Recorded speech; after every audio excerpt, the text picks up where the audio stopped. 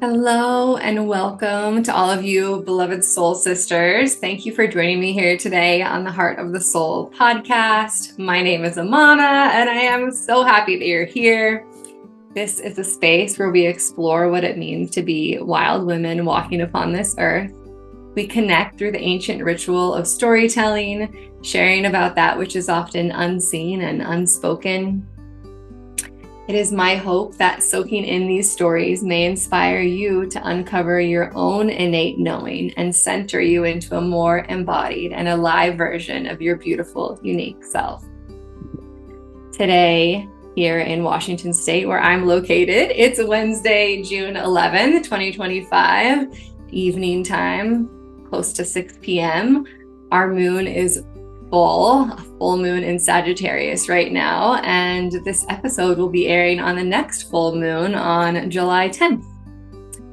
Today I have a special guest, Mali Daintree, with me here through the cosmos. I have had the pleasure of being in a virtual community with her, with Leisa Masters Village calls, so we know a little bit about one another, but not super deeply. But I am really excited to hear more, Mali, about you and your pregnancies and your births. I remember seeing you pregnant with your daughter, but have not heard her birth story. So I would love for you to just, oh, you're also the host of the Here on Earth podcast. I meant to say that. Beautiful podcast. Go check it out if you haven't already. And yeah, you want to tell listeners a little bit more about yourself and where in the world that you are? Thanks, Amanda. I'm so excited to be here to be the guest on someone else's podcast. I am in Darwin. It's Thursday morning here. It's about 10 a.m. My name is Mali Daintree. My middle name, Daintree, comes from the Daintree Forest in Queensland, where apparently I was conceived in the back of a barge on the Daintree River. So I've grown up sort of telling that story. And when I was a little kid, I didn't really understand it. I just thought, yeah, I was conceived in the Daintree. And people would look at me funny. I'd be like, yeah. um, yeah. And I was so excited when you asked me to come on because I really felt like, oh, I want to share my birth story. Like, who's going to ask me about it? Yeah. um, I guess my own birth story with my mum, my parents were hippies when around that time. And so they like lived on a beach in a Daintree. They planned a home birth, but they weren't super supported. And they were pretty sort of, I don't know, they had a lot going on, and I don't think they had that much opportunity to sort of work through their stuff. So they'd planned a home birth, but I remember my mum saying that she really didn't like her midwife, and her and my dad probably weren't really that in alignment or that good with each other at the time of my birth. So I think there was meconium in the water, and she ended up transferring to hospital and having a C-section.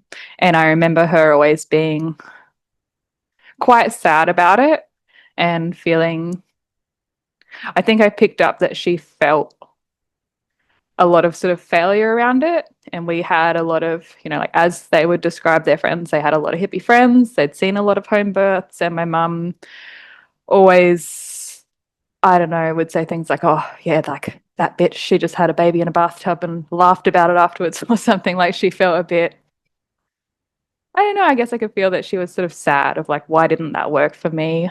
And yeah, and I also remember that she really hated her cesarean scar, and she would often sort of cover it up or flinch if I touched it and things like that.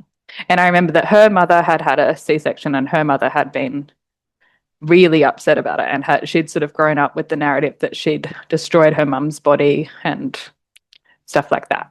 Um, and yeah, I didn't really know my maternal grandmother until I was a teenager. And sort of in recent years, I asked her about my mum's birth story, and she told me how she was about to give birth, and then the doctor said, like, I've got to have dinner, so wait till I get back. And then her birth stopped. And then they did a C-section and she had the like up the middle cut. And I think my grandfather was away. So she told me that she didn't pick up my mum for about 6 weeks because she was scared of dropping her. And my mum has so many issues and so many health issues. And I really wonder sometimes how much of that can be traced back to not being held for 6 weeks. And yeah. So I had sort of mixed feelings about birth before becoming a mother. Um, there was one part of me that always was like, really like, yeah, I want to be a mum. And I remember like a friend in high school saying, like, I bet Marley's just gonna like have a baby and her lounge room floor and like have 10 or something. And I remember sort of feeling like, yeah, I will. But there was definitely another part of me that was like, I don't know, by the time I was a young adult, I really, well, a couple things happened. I had my first pregnancy was when I was 17, and I didn't really know what I wanted to do. I think I went to a doctor and pretty much straight away was like, how do I stop this pregnancy? I think it was just like I knew that my partner at the time didn't want a baby. All of my friends had had abortions. It was like a really normalized thing in my world. And I miscarried like straight away. And I always felt really grateful. I felt like happy with that. I felt like God had sort of taken the decision off me and like my body had made the choice for me. And I felt really good about that. Um, I felt a little bit freaked out of like, why did this happen? Is something wrong? But not too much. Mostly I was just like, yay, like the yeah, choice made for me. Then when I was 19, I got pregnant again and with the same partner. And again, I knew that he didn't want children yet. And I think at the time I'd really started to that I did want them, but I remember feeling like I'm not going to try convince someone to have a baby with me. And I felt really like, yeah, and that was really sad. I remember sort of thinking like just hoping that I'd have a miscarriage again and just sort of waiting for it to happen. And it didn't happen, and I was really sick. And we were actually overseas at the time. And I remember being really frightened of like, I think I went to try get a scan because I wanted to see if I could have an abortion and they couldn't find it because it was so early. So then they said like, oh, maybe it's ectopic. And then I was like terrified that I was going to die or something. Um, but yeah, so that was really sad. And then when we got home to Darwin, I had an abortion. And we had a medical abortion. Where I was living at the time, there was no other option. They didn't have abortion pills or anything like that. It was that was just how it was done. And yeah, I remember being really sad like when it happened. Like I remember going to sleep and waking up and just sobbing a lot and feeling like, oh, I've done a terrible thing and whatever. But I feel like I quickly sort of put that away and didn't think about it again. And then for many years after, the story was like, oh, it was fine. It was no big deal. It was great. Like my choice, whatever. And yeah, so I think that, so then that relationship ended. I moved away. I went to uni. And then I remember that I was in a philosophy class and I made friends with this woman who was a midwife, and she'd actually been at a birth where a baby had died, and she was going to uni to try to do a law degree to defend herself in this like case. I think I can't remember who she was, but I remember telling Lisa about it, and she was like, "Oh, I know who that is." But anyway, um, but yeah, I felt like I had these really serendipitous meetings with people, and I remember saying to her something like, oh, like I'll have a C-section when I have a baby because my mum did and her mum did, and I've got small hips. And I remember her just laughing and being like, what are you talking about? I'm like, whoever told you this? Like, small hips compared to who? And I remember being like, huh, that's interesting. Like, I don't know. It was just a story that I'd come up with. And then also, I remember at some point living in Bali with this, I was staying with this guy who was like this old Canadian man who was I don't know, he was like really into like healing and stuff, and he told me about all these water births that he'd seen in Canada. And I don't know why, but I think I was just like hypothetically talking about like, oh, if I was pregnant, if I was ever pregnant, I'd move back to Australia because hospitals. And I remember him laughing and being like, oh, the hospital is like, you want to be as far away from a hospital as possible when you give birth. Like, that's the most dangerous place to be. And again, I just remember being like, okay, like interesting.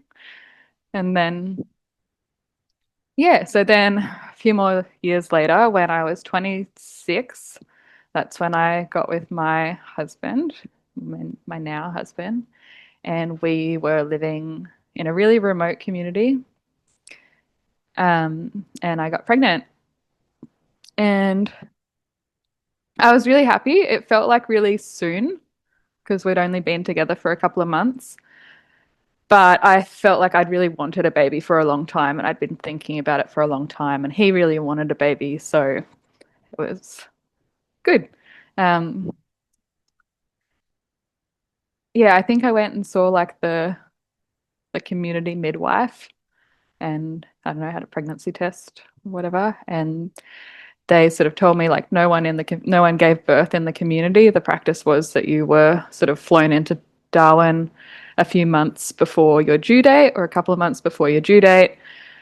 And yeah, because there was no sort of facilities there, and it was about 10 hours from the nearest hospital. And yeah, um, I didn't really have any sort of feelings about that because we were in this community for work. So it wasn't like it was my home or like I wanted to be there or anything. It was, yeah.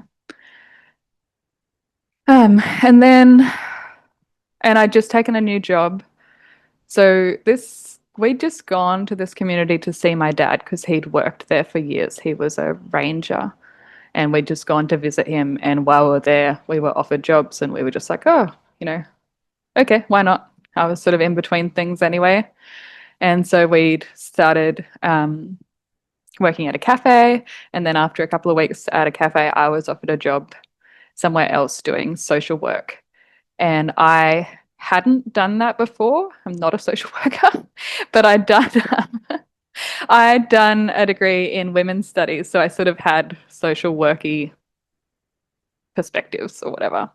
But I remember feeling really strange about taking the job. Like it was an Aboriginal community, and I'd always sort of, been really against children being removed from their families.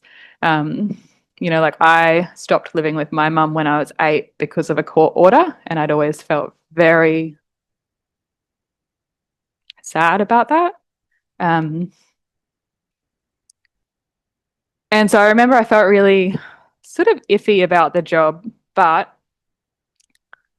and like the job was described to me as like you'll be like the last chance, like families that are about to have their children removed, you can work with them and see if there's any other solution. And on my first day, it was really obvious that there was no other solution, like that there was like just full on circumstances, and there was no one that could come in and save everything or make it better. It was just so, I would just go home crying every day. And I was newly pregnant, so it was pretty like um probably not the best sort of thing to be thinking about or seeing in my own pregnancy. And then I became really sick, and I just kept vomiting and vomiting and vomiting. And I kept thinking, people kept saying like, oh, like once you get to 12 weeks, you'll be better. And I kept counting the weeks and trying to, think, will that happen? Sorry, feel free to stop me or ask or anything if you want. Yeah. I just don't want you to feel like you have to keep going and going, but I'm soaking it all in. I did not know so many of these things about you. Yeah, to be taken from your mom when you were 8 and then be in this job and have this nausea and vomiting. And I feel like I'm curious what you're going to say next, which is I don't think it stopped at 12 weeks. No, no, I didn't. It didn't get better. I just kept vomiting and vomiting. And yeah. Um, so yeah, what happened? I think I went on a holiday just before 12 weeks. I went on like a cruise and continued to be sick. And then I think because I was in town, I went and got like a scan and met the hospital home birth team. And yeah, and I remember that I had one friend that I'd worked with the year before I got pregnant, and I remember that she had sort of come into the office and shared her stuff about her pregnancy journey. And she was a lawyer and she was really into sort of natural health stuff. And I remember that she'd come into the office and like complaining about them trying to force her to do scans and things like that. And that she'd been like, I'm going to sue them and like, and, and that she'd sort of said like, that scans are really bad. And like she'd said all this stuff about that I just had no idea about before. So I had this sort of like idea of like, oh, like according to some people, scans are, not very good for developing babies. Um, Yeah, not everyone and has that like exposure to that because the mainstream yeah, view is like scans are normal. Why wouldn't you do a mm, scan? So it's interesting that you had that like, you know, story told to you. yeah, and she was totally anti-vaccines and all these things, which I'd grown up like I hadn't been vaccinated as a child, but then as a teenager, my parents had been like, "Oh yeah, we were just hippies then. Like now vaccines are normal," and like so I'd sort of like I don't know, I had like mixed feelings about it. And but I remember that I remember that I didn't want scans, but I never once told the midwives I didn't want scans. Like I just was like, okay, like do whatever you think is best. And I remember feeling kind of ashamed and upset about that of like, why can't I tell them what I want? Like, why can't I advocate for myself? And yeah, and this woman had used Leisa as a doula, and she'd ended up deciding to not use the home birth midwives and to just give birth with Leisa as her support. And I was like, oh, well, that's interesting. So I like found Leisa on Facebook and reached out to her. And I remember sort of being not that sure of being like, oh, do I really want to like pay for a doula when I can just have free midwives? But also being like, I remember having the perspective of like, this is the most important event of my life, and I will do anything for it to be how I want it to be. So I was like, yeah, okay. So um, yeah, like hired her, and I think when I was in town, we met up, and yeah, and just had a talk about stuff. And I really liked that she'd lived in Indonesia and had like this oh, I don't know, adopted Muslim family, and my husband's Muslim. So I thought that that was like interesting. And I remember one of the first things she asked me was like, "Oh, what are you going to do about circumcision?" And my initial response was like, "Oh, well, my husband's a man, so he can decide because it's a boy thing and he can decide." And I remember Lisa was like, "What? No." Like she was like, "No, you're the baby's mum. It's your job to protect your baby. Like you should at least look into it." And I was like, "Oh, okay, like whatever." And she was like, "I'll send you a link and you can just look at it if you're interested." And she sent me a link and I was horrified and disgusted and just like, "Oh my God." Like I did not know that this is what circumcision is or was.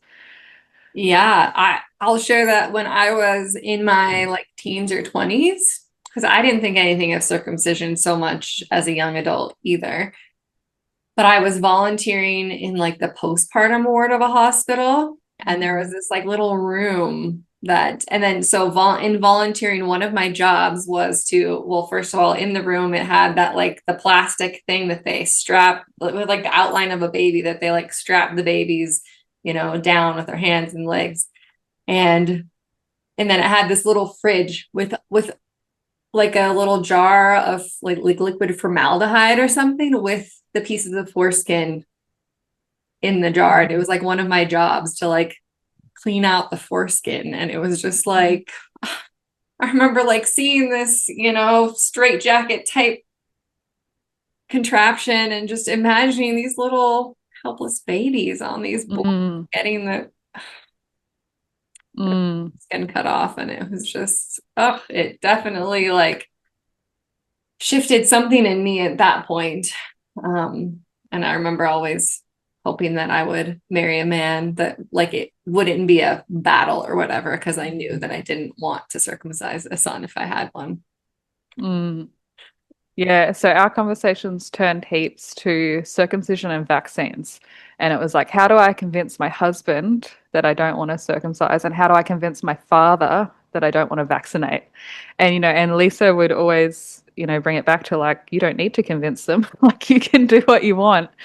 But and, for my husband, it's a bit different. Like, he is like, yeah, like for my father, that was completely wasted energy to think that I needed to change his mind or that I needed him on board. For my husband, so then it just started being like, oh, well, I just hope I have a girl. We'll just hope that I have a girl and then I don't have to think about it. And again, she was like, I don't think that's the best like way to handle this. Like, I think you should think about it and work it out so that you're not trying to work it out early postpartum. Um, yeah, anyway, so those were my biggest like worries during pregnancy, I think. And just being sick, and I really didn't understand why I was so sick, and I couldn't sort of get myself to feel better, and I didn't want to go to work, but I felt guilty about not working, and if I did stay home, I'd just lay in bed and like cry and just like feel awful. And I remember being so sick that sometimes just feeling like I wish I was dead because I can't do this anymore.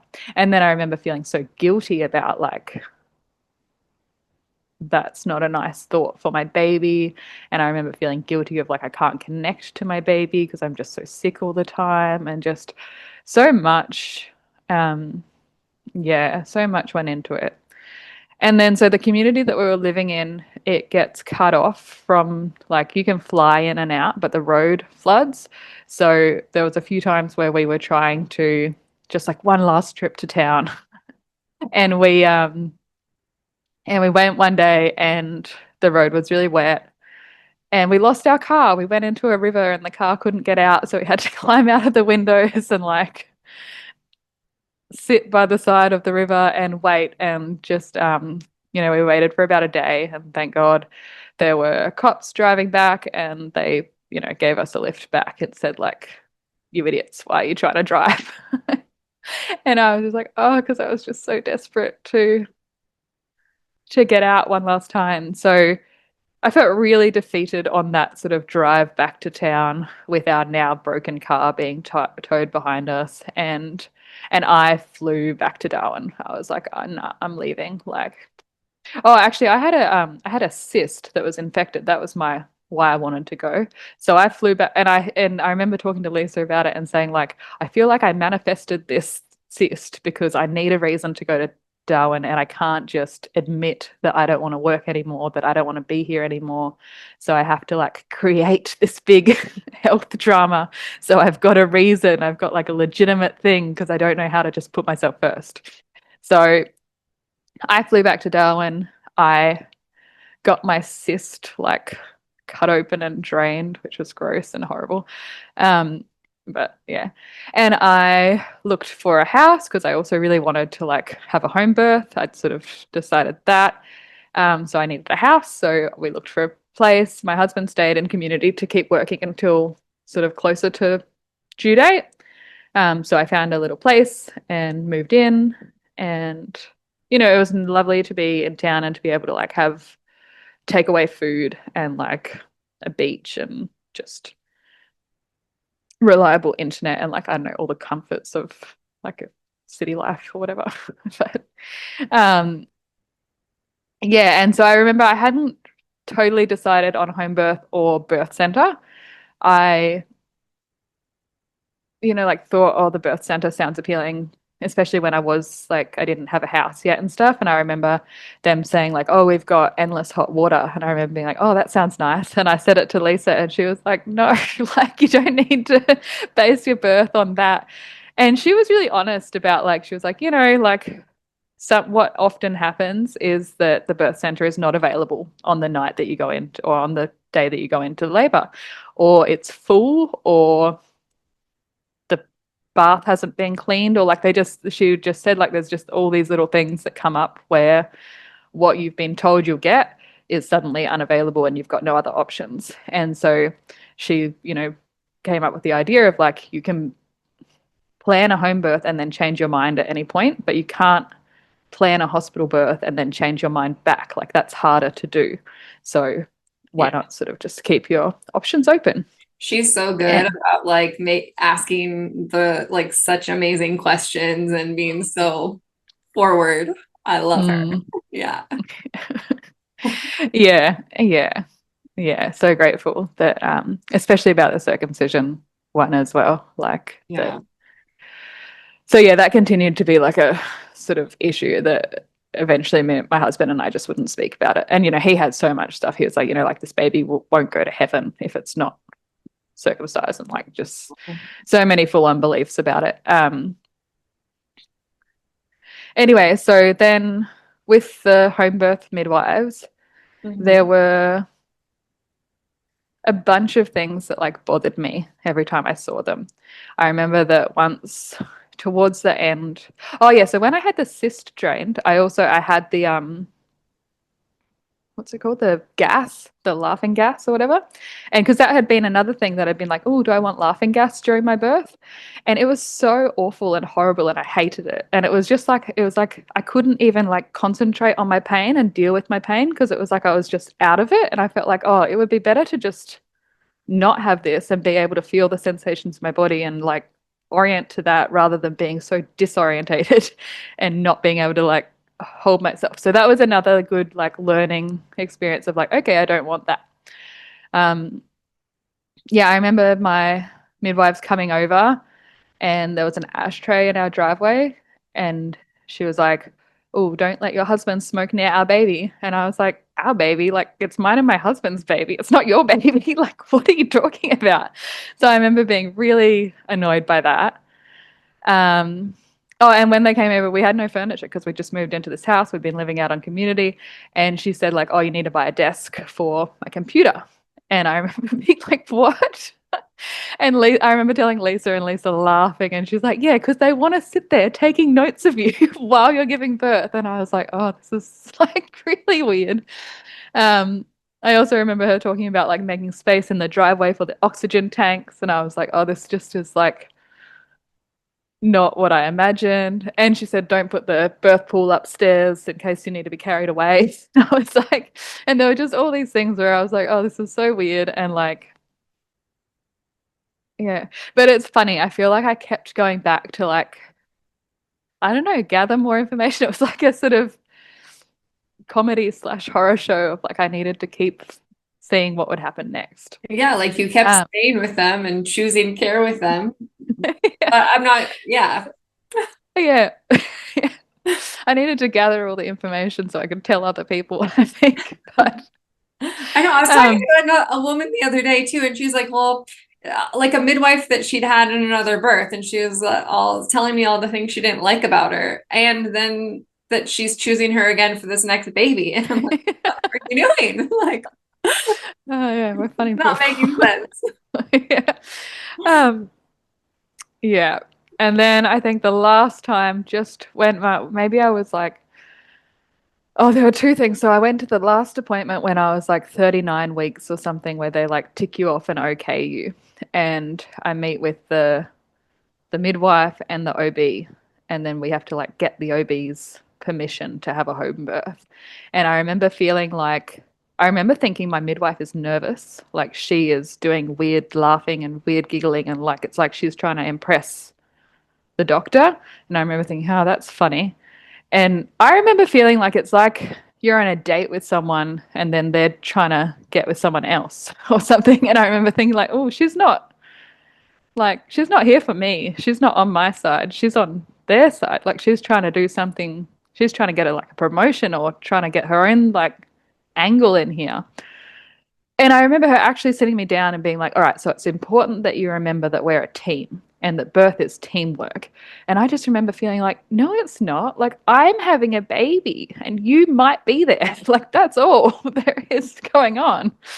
And so, and I remember I left that appointment. I remember my husband was like, oh, she's so nice. And I was like, she's not nice. She's fake nice. Like, she's, because I remember her being like, bye, sweetie. And I was like, that's like, I was like, no. Anyway, and then I think there was one more thing that I went to hospital for fluids because I don't know, I had a really bad week of like I just couldn't stop vomiting.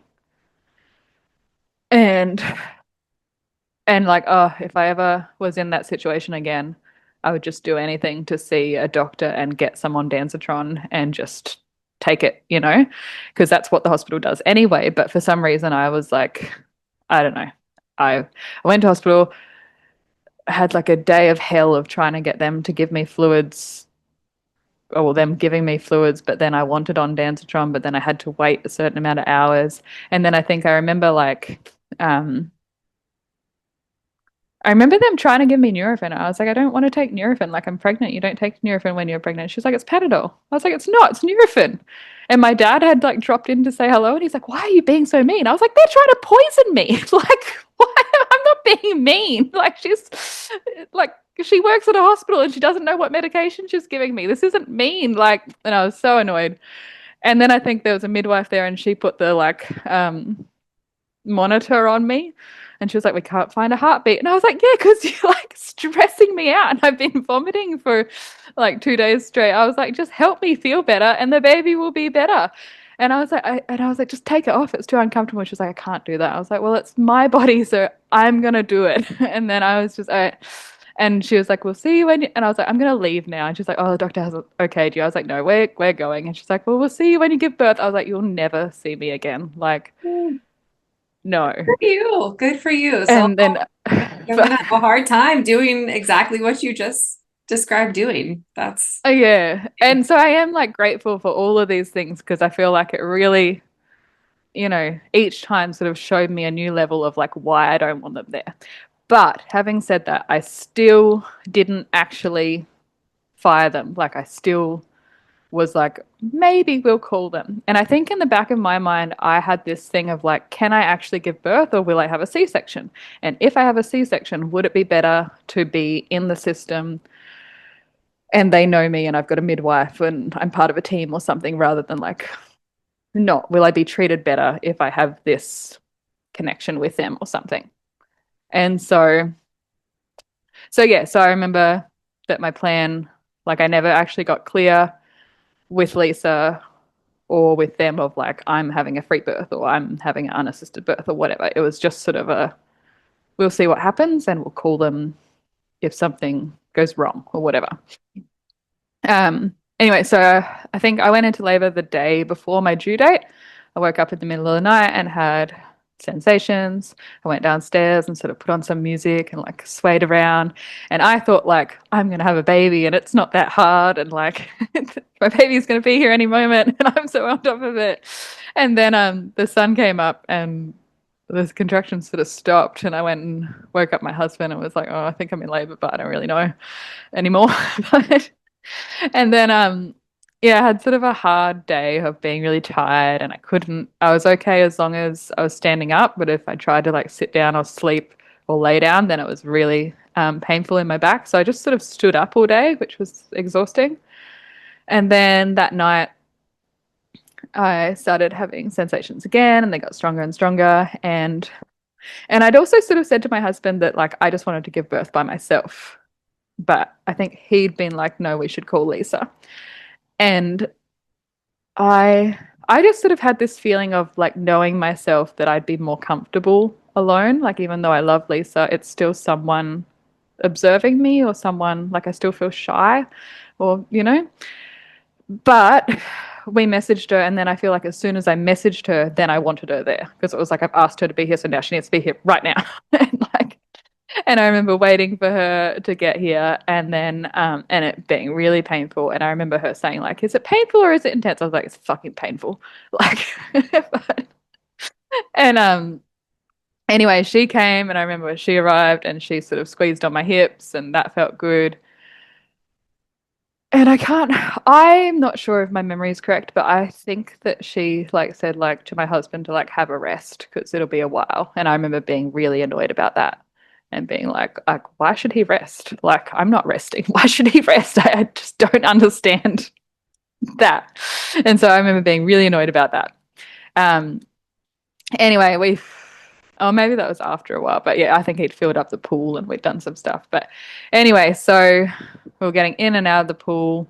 And then also, like when we were preparing for the birth, I remember saying to Lisa, like, so who's going to tell me the positions? Like, is it you or the hospital? Like, that's how, like, I was like, like what you see on the movies. Like, when are we going to sit down and practice breathing? Like, and I remember her being like, oh, well, no one tells you that. You just sort of do what's comfortable for you. But if you want, like, I can show you the spinning babies DVD that I used. Like, I'm not really that into it, but if you're interested in that, you can look at it. So that came up like in the birth that she was like, do you like, because I'd asked her, like, can you tell me positions or something? And so she'd say, like, oh, do you want to try the things from spinning babies? And we'd tried a couple of things, and I was like, that's horrible. Like, I want to just go back to doing whatever. Um, and oh yeah, and so I don't also feel like I'd really manifested a posterior birth, and I feel like I'd had this whole thing of like people saying like, oh, like I tried to have a home birth, but they were posterior, so I had to go to hospital. So I feel like I had this like, I'll prove to everyone that you can have a posterior home birth by putting myself through lots of pain. And like, yeah, so much, I don't know, there was lots of sort of stubbornness in ways as well. But anyway, so I had really intense back labor and it was really painful and went on for a long time. And I remember sort of in the night being quite like frustrated and angry and being like, like, will this ever end? Like, if I keep going, will this end? Like, is it going to end? Like, someone tell me. And Lisa was like, yeah. And I remember her saying, like, you still have options. Like, did you want to call the midwives? And I remember being so pissed off. I was like, you're the one that showed me how awful they are. Why would I call them? And like, and I remember her saying this to me, and she's like, I don't know, because that's what you said that you wanted to call them if, like that was what you told me in your plan. And I was like, yeah. So I think there's a part of me that sort of wished that I got clearer on that before birth, because perhaps it could have taken out some of the, I don't know, like unknown or, yeah. Anyway, eventually I got out of the pool and I gave birth to like this ball of water, which I thought, like, I looked down and my first thought was like, I've had an alien. And then and then it popped. And I was like, what's that? And Lisa's like, that's your water breaking. And I remember feeling her energy change and feeling my husband's energy change, and like they'd relaxed so much and like they were so happy and sort of, and I remember feeling good about that and feeling like, okay, like something's happening. I'm gonna have a baby. And then yeah, I think I remember getting in and out of the pool a few times, and then I think I saw like membranes and I was like, Lisa, what's that? And she was like, that's membranes. And I was like, oh, okay. And then yeah, I think she was like, do you want to check? And I put my fingers inside and I was like, there's nothing. And I was like so disappointed. And then a few more contractions and I checked again and I was like, oh my God, there's a head. And I remember being so happy, like so happy and just so amazed. And my husband came over and we kissed. And I remember being like, oh, that's right. That's what I was envisioning, like this romantic, relaxed, happy thing. Um, and then yeah, and then I remember, I don't know, more contractions, and I remember sort of the decision to like push because I was like, I want it over, like I want him out now. And I pushed and I tore. And I remember like agonizing pain and such euphoria, like such bliss and such like it was, yeah, and then I remember his little face coming out and his little face like looking up at me through the water. I remember like putting my hands up because I was too scared that I was gonna like pull him out or something, and like just trying to wait and being so excited. And then another push and out he came and I picked him up and he was so cute. And I remember he had perfect eyebrows. That was like the first thing I noticed. He just had like the darkest, most perfectly shaped little eyebrows, and like, and he came out like asleep like this. And he was so cute, so peaceful, and just so lovely. But I was like, is he okay? It's like he's not crying, he's not doing.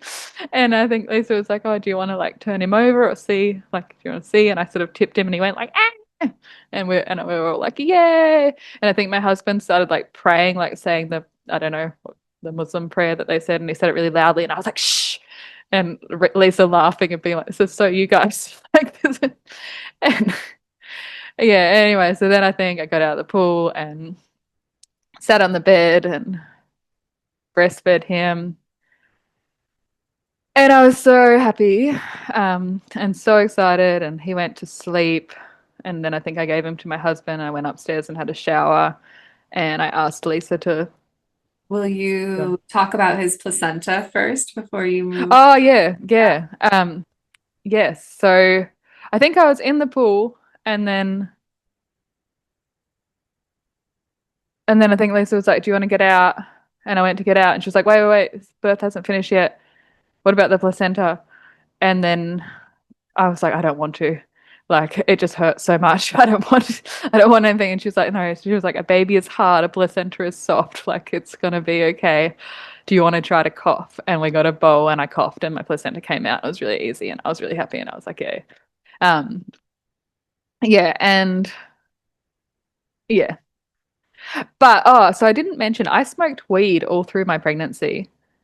Because I smoked weed anyway, and like my official story was like it's because of the nausea, but I think there was a part of me that also I smoked a lot of weed and I probably wasn't ready to stop smoking, so it was probably like a like it's another thing that I sort of think back on of like I needed the nausea because otherwise I wouldn't have like because that was my excuse to smoke without as much guilt. But I had so much guilt and I felt so terrible. So one thing that I feel sad about is that I felt so ashamed of my placenta. Like I was really scared to look at it. I was scared that it would be like tarry and black or that like yeah, I had this like real like I didn't want anyone to see it in case it was like how they say that your placenta ends up if you smoke or something. So that was a real sad, but I didn't really have any reverence for my placenta or any sort of understanding of it as being I felt differently than I feel now anyway. So Yeah. And did you look at it? Was it black and no. or was it? I imagine it was fine, but I did not look at it closely. Like I sort of yeah, I did not look at it closely. I wanted to have a lotus birth, but I didn't want to like touch it or do all the things. So I just like put heaps of salt on it, put it in a bowl and like tucked it away.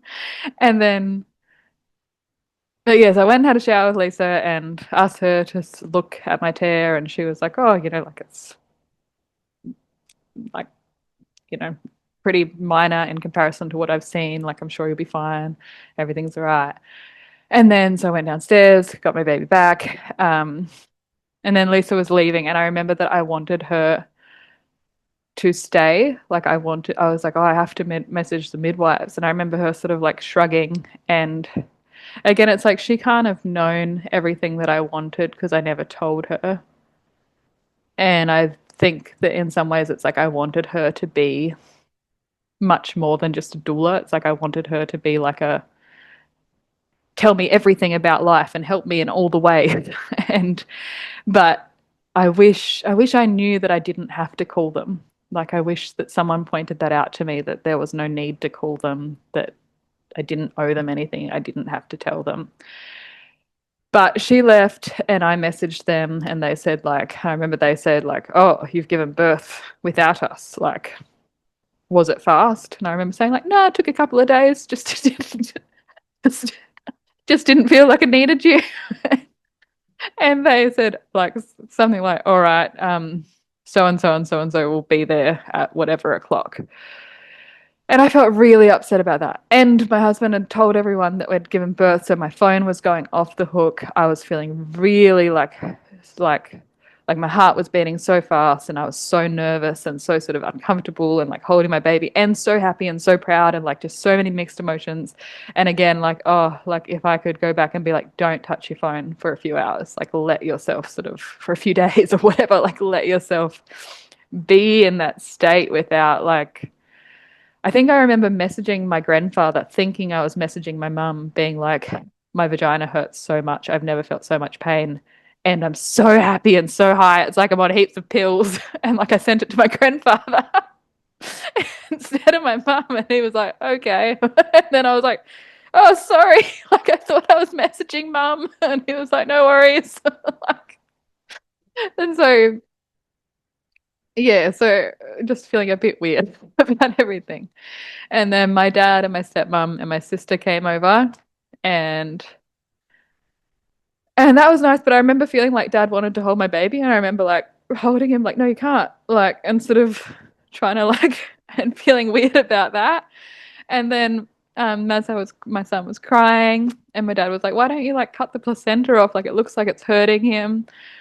And I because I couldn't move around freely or something. And so I said okay. But then I didn't want to cut it, and my husband didn't want to cut it, so my dad cut it. And as soon as he cut it, I was so upset. Like I remember feeling so sad and so sad and so angry. And I know that like for my dad, it's like one of like key moments of his life of like he gets to like bond with his grandson or whatever. Like he has this, like different version of it. But for me, I was just so sad and so upset.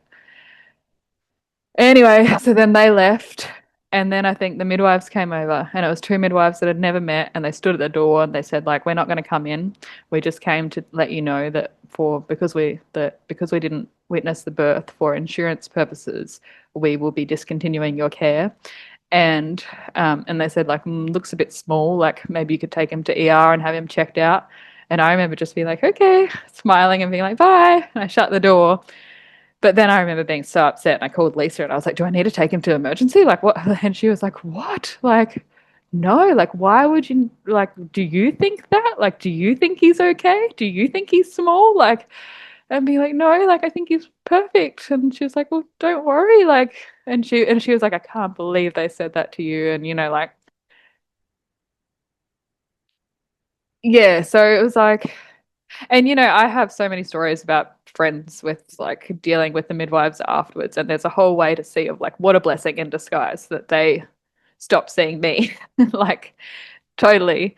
And there was this part of it that just like left this imprint of like, oh, I'm bad and I'm wrong and I've done something bad and my baby's small, and like so I feel like that had lots of repercussions in how I sort of started motherhood. Um, Yeah, and then that night, so then, he was so cute, so perfect, so sleepy. And then that night he started crying in the middle of the night and we couldn't stop him crying. And I thought that you had to stop babies from crying. So I think I called my stepmom and my dad came over and he was like so excited to be called over or whatever. And and he held the baby, and I think I was so tired I sat down and I fell asleep and I woke up and like my baby was gone. And I was like, and my husband was asleep and I was asleep and I didn't know where my baby was. And I don't know how long it was, like maybe it was a minute or maybe it was 10 minutes, I don't know. um but then eventually I saw, like, I ran outside and it's like my dad was like taking my son for a walk to show him the stars. And like, and I really hated it. I really hated it. And I was so angry and so upset. And I took him back and I just, and again, it was like this imprint of like, I can never go to sleep again because, um, It's a big deal to have your baby taken. So, I mean, this baby's grew his whole life inside of you. And then for, your dad to take him so far away without communication too. Mm. I can only imagine how that felt. Yeah, and I think at some stage I got really angry at dad about it later and said like he could have died. Like you can't take him away from my body. Like so, and he was like, you were so tired. Like you'd been up for days and you were so tired and you looked stressed and I just wanted to help and like Yeah. yeah. But then you're saying that that kind of then, that story continued a bit of you feeling like you couldn't, were like afraid to go to sleep then after that because he might get taken away again, or Yeah, I think a bit like I remember heaps, in that you hear like sleep when the baby sleeps and stuff and it's just like I just remember feeling like I can't. Like I felt like and I was so scared of him like dying. Like I had this like fear that he would just stop breathing at any second. So it's like I had to constantly watch him because if I'm not watching, he might stop breathing. And just so yeah, it was such a mix of things as well because it was like, like on one hand I was so proud and so happy with my birth and so over the moon and just like, wow, I'm like the strongest person ever. I didn't know I was this strong and I've done this amazing thing and my baby is so perfect and so peaceful. But then as soon as he was crying or something, I'd be like, like there's something wrong. Like he's sick or he's like malfunctioning or like there's and I remember and I think as well, I think my husband had 2 weeks off work. And I think for those 2 weeks, it was like bliss and we were so happy. And then I remember as soon as he went back to work, feeling like he doesn't understand me, he doesn't understand the baby, I'm all alone. This baby cries all the time. I didn't think my baby would cry all the time. Like, and I remember like seeing people and I think like even like Lisa and other people and being like, he looks so happy, he looks so peaceful. I'm like, yeah, now, like, but then at night he's like crying all night. And yeah, this is another thing that I've like shifted so much in my but yeah, I remember like he used to cry at night and we'd get up and we'd do all the things and we'd like take him for a walk. And now I feel like if I could have just held him and be like, I'll listen to you cry, like you can cry with me. Like, yeah, it would have and I just think like I had just exhausted myself like with like rocking him and breastfeeding him and like doing all these things where like it's all nice, but it's like I could have also just sat down and been like, yeah, it's okay to cry. Babies cry. Like, and yeah, we all cry, not yeah, just babies cry. We all cry. yeah, Yeah. yeah, yeah. So anyway, so things were, I don't know, a mix of sort of good and great and hard and yeah. And then about a year later, I really wanted a daughter. I felt like I could really sort of, I don't know. Did you feel her, near you? Yeah, I was just Yeah. thinking, I hear other people say that, and I guess that's how I felt. Like I felt like, I felt like I wanted a daughter so strong and like I could feel that I was gonna have a daughter or something. And I'd found the Freebirth Society podcast, so I was like listening to all these birth stories and realizing even more sort of like, ooh, like it could have been better. Like I thought that my birth was great because there were no doctors and no midwives, but it's like, oh, there are even more things that I could have done differently or more ways I could have sort of chosen myself or like been the authority or looked less outside and yeah, to have a pregnancy that's not full of appointments and blah blah blah blah. So I was like, oh, and that has made me feel like, oh, I really want to give birth again. So I think I had like one cycle and then I was pregnant again.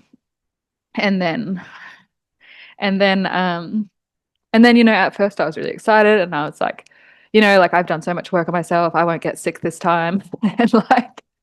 And everything's gonna be fine. And then again at like 6 weeks or something, I got really sick. And that was really crushing. I think by about like 10 weeks, I think I was like, I'm gonna have an abortion because I can't do this again. Like I can't do this. I can't look after my son. I can't, Yeah. and so I think Yeah, Yeah, I when think I, you're like vomiting like that so much and you're also caring for another child, it's like this next level experience. mm. Or And I felt really bad that it was like, I don't know, suddenly I wasn't mothering him the way that I wanted to anymore. And yeah, it was really hard. So I think I made an appointment to get a scan because I didn't really know how pregnant I was. And I think we went to go get a scan, and and I had my son with me because I always had my son with me. And I didn't tell him what was going on or anything, but he just lost it and wouldn't go into the doctor's office. And I used to feel like, oh, like he saved her, like he knew. So so I was like, oh, we're not doing it then. Like, oh well. So yeah, so we didn't, and we just sort of kept going. But yeah, I think I ended up seeing a doctor and getting on Danzatron and smoking weed. So I think I'd like smoke weed every morning and take Danzatron every night. And I really didn't want to ever like have to go back to hospital and get fluids or do anything like that. So I never wanted to put myself in a position of vomiting for more than a few days and like not being able to keep down fluids or anything. So I was so, and I felt like it was costing a lot of money. I felt like it was costing a lot of money to smoke weed. It was costing a lot of money to take on Danzatron. It was costing a lot of money to like eat as much as like eat all these, I don't know, meaty meals. I think also my sort of perception around food had changed. Like with my son, I'd never been successfully vegetarian or vegan, but I'd always like tried to be. And and that didn't work for me during pregnancy. Like I just wanted to eat like steak and fruit.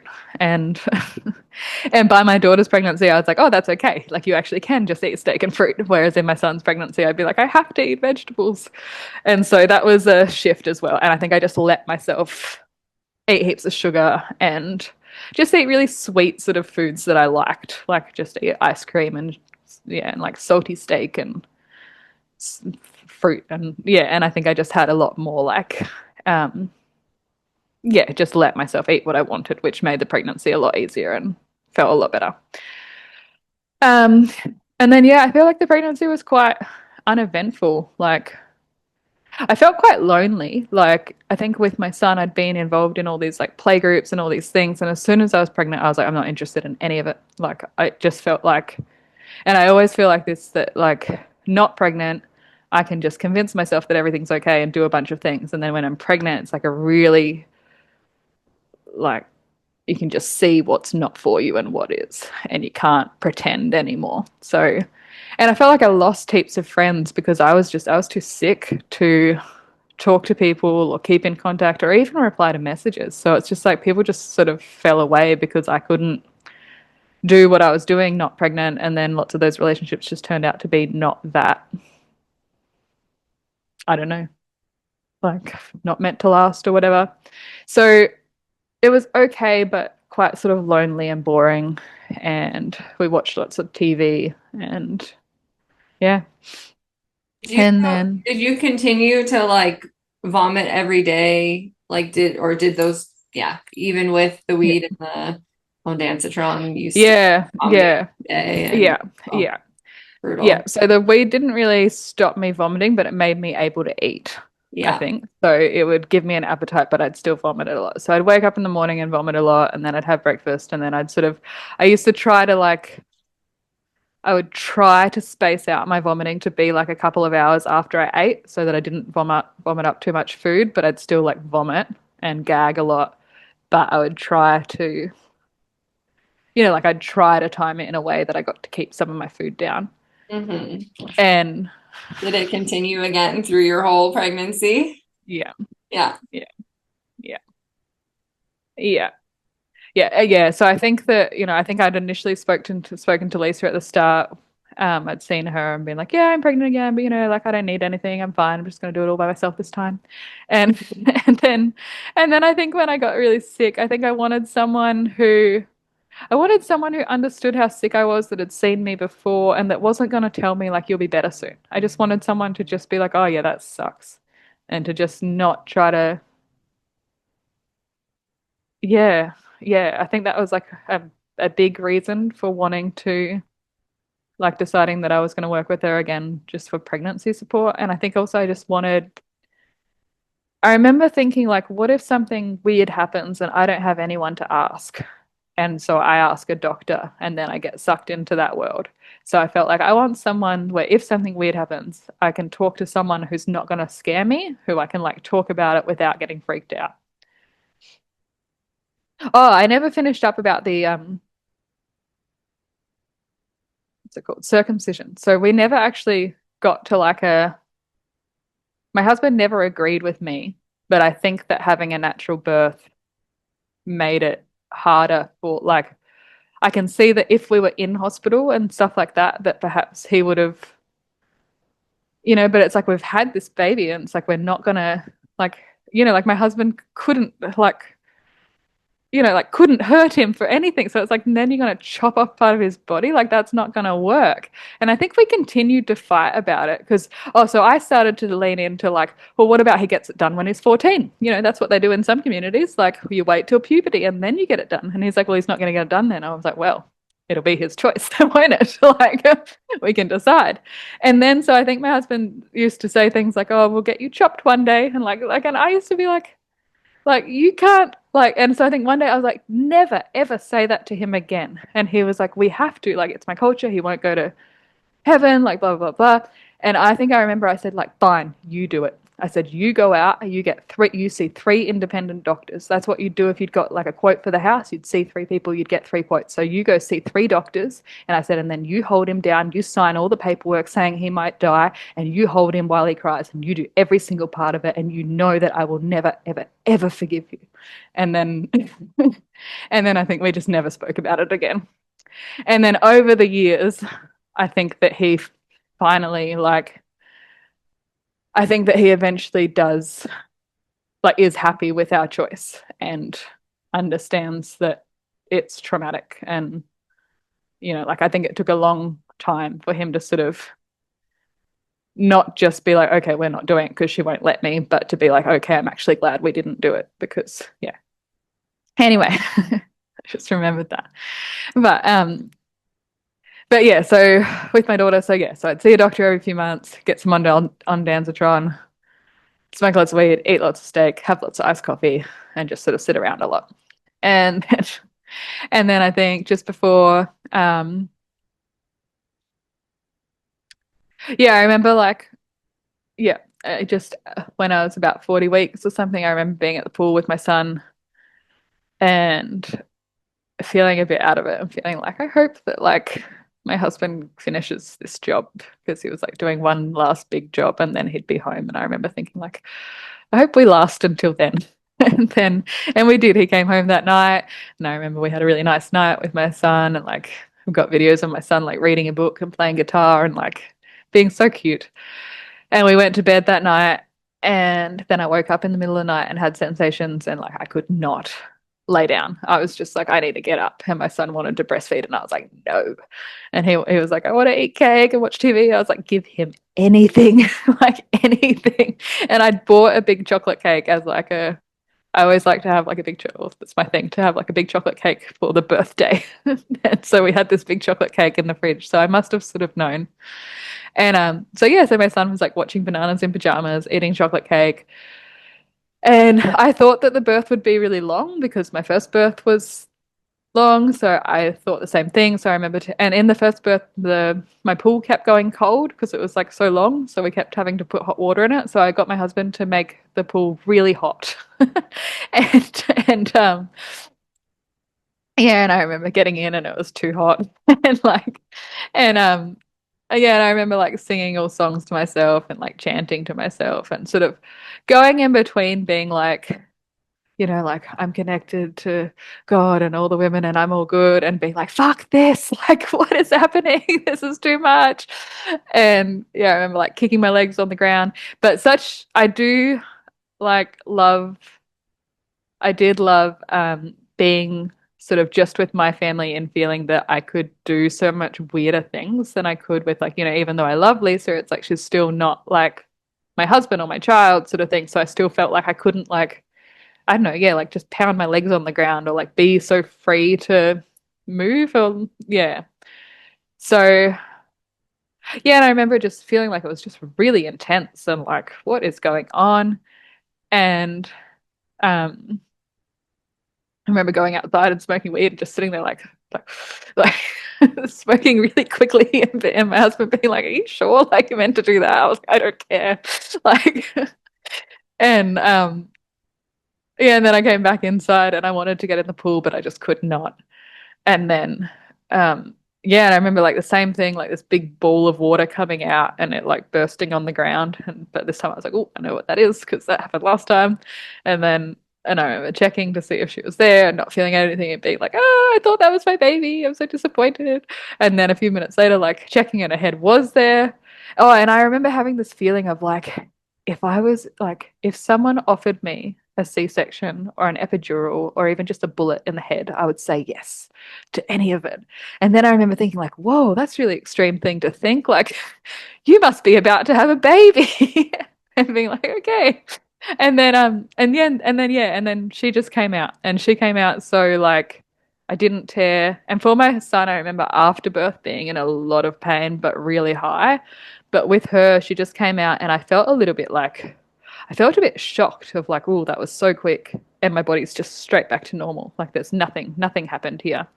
And I remember being a little bit like, almost like, oh, that was a bit too ordinary and it's a bit too quick. And like, I'm just a bit shocked. And I remember her looking around the room and like, it was like she looked a bit shocked too. And like, and my son's a Taurus moon and I wanted her to be a Taurus moon, but she was born like 2 hours before the moon changed, but like before the moon changed into Taurus. And I was like, oh, it's like she was like in a rush of like, no, I'm not going to be like him. I'm going to be different. Like, um, yeah, anyway. And then as soon as she was born, my son like ran over and was like, can I hold her? And I was like, no. And then he was holding like a makeup brush and he like tapped her on the head. And I was like, my baby's just come and you've just hit her in her first moments of life. So then I remember him bursting into tears and like running away. And then I remember feeling so sad of like I can't follow you. I've got to look after her. And then my husband went and got him, and I was like, and they, I don't know, I think they went for a walk, and they went and because the sun was just coming up, so they went for a walk, and I went and sat with my daughter on the couch and like looked at her, and then I remember, I don't know, yeah, I got a bowl and coughed, and my placenta came out, and I put her on my nipple, and she started drinking, and she was so cute, and um, but I remember feeling kind of like guilty of like, oh, it's all happened so far. I remember with my son, it was like I was like waiting for him to be born. Like I was like, oh, I can't wait for him to be born. I remember with her, I just kept thinking like, oh, just one more day. Like I'm not ready. Like I'm not ready. And then she came so quickly, and I remember feeling like, yeah, I remember feeling guilt and weirdness about like, oh, am I not ready? Like, can you sense that I feel not ready? And do you feel bad about that? And just having all these weird mixed feelings. But but yeah, she was so cute. I mean, all babies were so cute. Totally. And And how long was her labor? You said it was oh, obviously 3 hours. 3 hours. Yeah, it was three Yeah, hours. that So is, my son was 33 hours and she was 3 hours. So it just is, yeah, it was, that's a big difference. Yeah. yeah, yeah, yeah. And she was so, I mean, I know that like the differences are in the pregnancy, the birth, and me, but it was like she was just so easy. Like she just like, I don't know. I feel like she just slept through the night like straight away, and she just, and and also a difference is like with my son, I remember I had his weird little sleeping sack, and I'd like push him over to be like half a meter away from me, and like sort of all safe or whatever. With her, it was like she was just naked and like tucked in under my arm the whole time, so it was like she didn't need to wake up because she was already there. Like, yeah, Yeah. It's interesting how our mothering changes, some with each baby that we have. yeah, Yeah. yeah. I remember that because she didn't cry for so long that I remember that when she started crying when she was a bit older, I was like, oh, like you can't cry, like you're the one that doesn't cry. And so I feel like I forced her to drink milk a lot of times when she just wanted to cry. And so now I'm pregnant again, and I really look forward to to having a baby and them crying and me not being like, is something wrong? Like being able to just be like, oh, let's all listen to the baby cry together. Like I Oh, don't know. I feel like that'll be such a shift. Yeah. beautiful. Yeah. Wow, that's amazing. So, So you're um, preparing to do it again. Yeah. yeah. Um, are you good for me to keep talking? Like, Sure. do you Yeah. need? For you Yeah. want to, yeah. Um, so then so last year I got pregnant again. And I remember that I was saying, like, I don't want to be pregnant again. I can never be sick again. I can't do it again. I don't want to do it again. I want more children, but I don't want to be pregnant again. And then I got pregnant again. And once I was pregnant, I was like, okay, like I'm pregnant. I'm excited. I'm happy. Um, I won't get sick again. And then I got really sick at 6 weeks. And like now my whole life has changed so much that it's like, oh, I didn't want to have anything to do with doctors. So I'm like, I'm not going to a doctor. I'm not taking on Danstron. Um, and I just got really sick and I just really couldn't like keep on top of it. And I didn't want to do the whole thing of like I've got to eat every 2 hours and vomit every 2 hours and be up all night. And I just felt really like I don't want to, I don't want to, I don't want to. And about a week went past of not being able to eat, not being able to keep fluids down. I felt like I couldn't breathe and I felt like I could feel my heart in my head and like all this stuff. And I just remember sitting there and being like, I'm going to stop the pregnancy. And I remember the feeling like the thought like landed on me and being like, oh, like that's right, you can do that. Because I'd said like, oh, I'd never do that again. And then I remember thinking like, oh, or I could. Um, and my kids were like miserable. Like they were just watching TV all day long. My husband was like scared about like, how am I going to work? How am I going to do anything? And I remember my daughter just like screaming at me while I was vomiting and being like, get better, mummy, get better now. And like, and I don't know, I just thought like, okay, I'm gonna stop the pregnancy. So I went to um like the Planned Parenthood, whatever. I don't know what we call it here. Family planning. No. Yeah. Used to like seeing the American memes about it, but whatever, similar place. And I got the abortion pill and I got it and I remember thinking like I'm gonna regret this. This is gonna be awful. I'm gonna regret this forever. And I felt sort of frustrated. My husband was like, come on, like if you're going to do it, then do it. So I feel like he just wanted like our life back and was worried about me being so sick. And then so I did. So I did. I took the abortion pill and I stopped the pregnancy and I took the pill and I remember sitting down and like having a big cry and having like quite a sort of psychedelic experience of like feeling the baby sort of stop being alive. And then yeah, I was really sad straight away. My kids were really sad. They were really like my son was really angry. I told him like I'm too sick, so I can't be pregnant anymore. So I've taken a medicine that'll bring on my blood, and that'll mean that the baby won't be here anymore. Like the baby will go back to the stars. And I remember him like yelling at me and being like, "Don't ever do that again. Like you shouldn't have done that." And um, yeah, and I was just so sad. Like I was so sad. I think, like my first abortion, I feel sad about it, but it was like I didn't know. So I feel a lot of like, oh, I didn't know. Like I didn't know any better. Whereas this abortion, I feel so like, why did I do that? I did know better. I knew what was going to happen. I knew sort of the repercussions and I knew and I did it anyway. And like um, yeah, I felt really sad about that for a really And I had friends that were pregnant, and I felt like I want to move. I don't want to see them anymore. I don't want to know anything. I don't want to, I don't know. Yeah, I felt so sad. So then I just wanted to be pregnant again straight away. And I felt like in this baby, I felt like I could feel her, and I felt like she was like constantly there, not there. And yeah, no, it was really, really sad. So then I got pregnant again. Um, I thought that I was pregnant and that I had a miscarriage straight away afterwards, but now I'm not sure if that did happen or not. Like, yeah, I'm not sure about that anymore. So, um, but then I did get pregnant again, and I was very happy to be pregnant. And at first, I saw it of like, oh, the baby's just come straight back.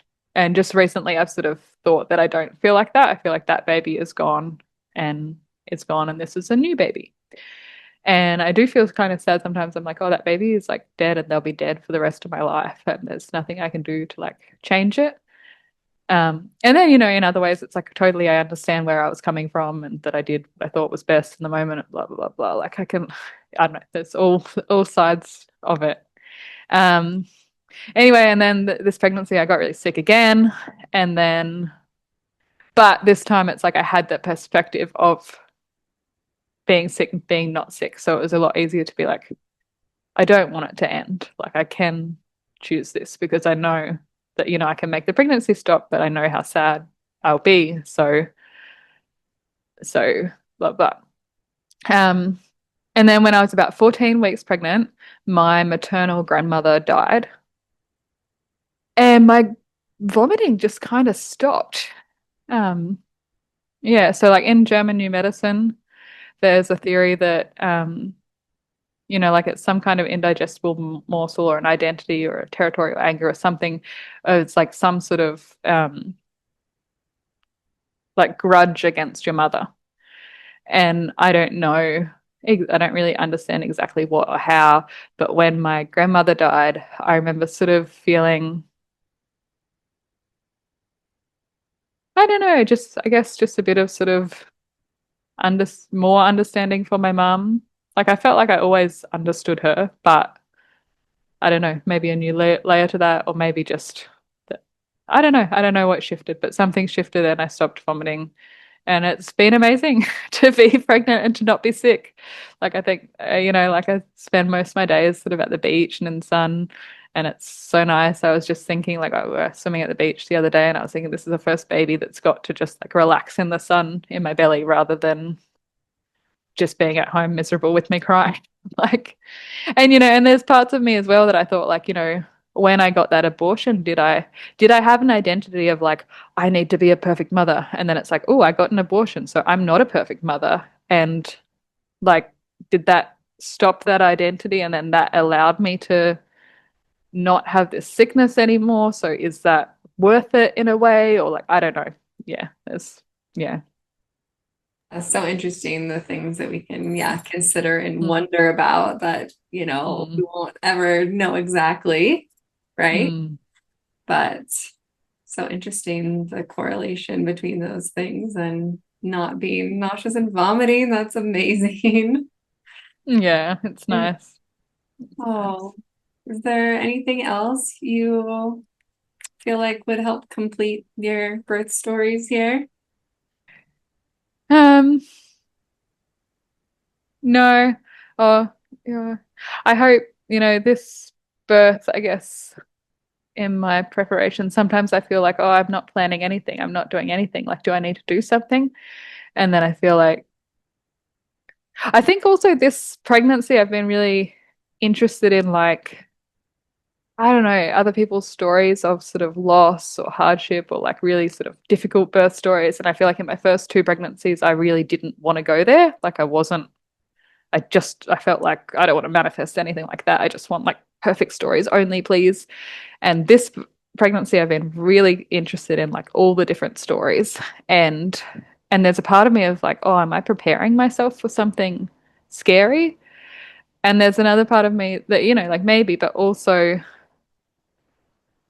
I think no. I think that I just have a lot more acceptance and trust in appreciating all the different ways that life can go and not sort of feeling worried about things anymore, just feeling like truly sort of willing to show up and see what happens rather than trying to control something. So I really hope that that gives me a blissful, psychedelic, pain-free birth, and we'll see what happens. Yeah. Yeah, beautiful. I'll hope for that for you as well. And Thank you. maybe you can come and share that birth story after you've birthed this little one in your womb. Thank Well, you so Molly, much. thank you so much for sharing such an incredible spectrum of stories and experiences. I am so grateful. We learned so much through hearing other women. I know I've learned so much. I've learned even just through hearing your stories here today. Thank you. Thank you. Thank you. Thank you so much. Thank you for giving me the opportunity to share. I felt like I've wanted to talk about all of it for a long time and didn't really know where or who to tell. Yeah, Yeah. well, it was an honor to hear and witness you. I would love for you to take a moment and tell people where they can hear your Here on Earth podcast and where they can find you on socials and everything like that. Thank you. So I have a podcast. It's Here on Earth. It's on Spotify so far. I'll put it on other places eventually. There's an Instagram page, Here on Earth _podcast, if you want to hear about episodes or what's coming up. My Instagram is Mali Daintree, and I sort of share about my thoughts on everything and my life. And yeah, I feel like I'm still really figuring out how I want to show up online and what I want to share. But I appreciate what you've said about like story medicine, and I always feel that too. I feel like I learn so much from other people, so I want to share my stuff in case it resonates with people. Beautiful. Thank you again so much. Thank you. Thank you so much for listening, my dearest beloveds. If you are feeling a resonance with me, I would absolutely love to work with you one-on-one or in one of my group circles that are exclusively for women. I have offerings for preparing for birth, for guidance in mothering. I do birth trauma debriefs for you to integrate and heal challenging birth experiences. I have intuitive offerings such as mediumship readings and energy healing. I offer guidance in grief, death, and celebrant services. And if meeting one-to-one feels like too much, please join my full moon birth circle or my new moon death grief circle. If you haven't already, I would love for you to take a moment to just rate, review, or share the show with somebody that you know. If you want to share your story on the Heart of the Soul or have a desired topic suggestion, please reach out to me through email. And as always, remember that we are co-creators of the world that we want to live in for ourselves and for the generations to come. Until next time, be brave, be bold, be love, be you.